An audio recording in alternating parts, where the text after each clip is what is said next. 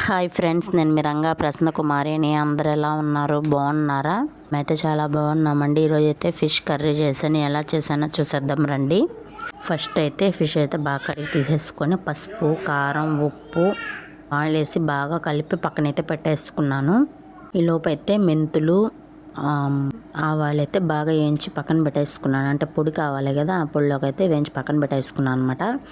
ఇక్కడైతే కలుపుతున్నాను, కలిపేసాను చూడండి. ఇట్లా అయితే కలిపి 1 అవర్ అయితే పక్కన పెట్టుకున్నాను ఫ్రెండ్స్.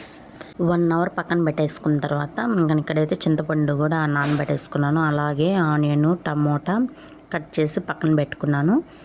ఇంకా మామిడికాయలు కూడా వేస్తాం కాబట్టి నెల్లూరు చేపల పులుసు అంటే మామిడికాయ ముక్క లేకుండా ఉంటే ఎలా ఉంటుంది ఫ్రెండ్స్? బాగుండదు కదా.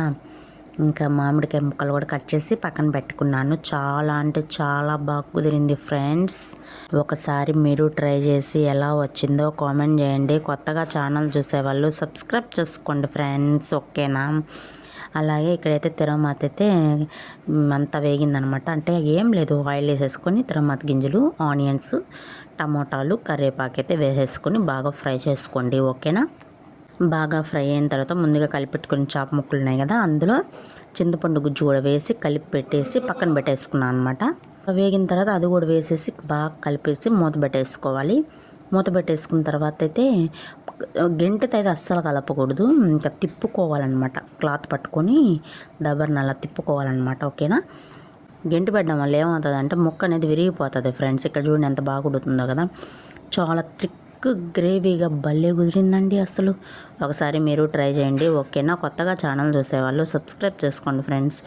ఇక్కడైతే బాగా ఉడికిపోయిందనమాట. ఇంకా చిక్కుపడుతుంది కదా అని చెప్పేసి మ్యాంగోస్ అయితే యాడ్ చేశాను అనమాట.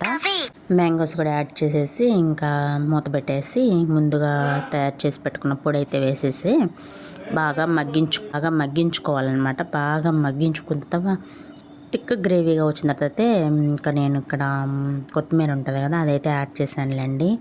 ఛానల్ చూస్తున్నారు కానీ ఎవరు సబ్స్క్రైబ్ చేసుకోవట్లేదబ్బా. ప్లీజ్ సబ్స్క్రైబ్ చేసుకోండి, లైక్ చేయండి, షేర్ చేయండి, కామెంట్ చేయండి.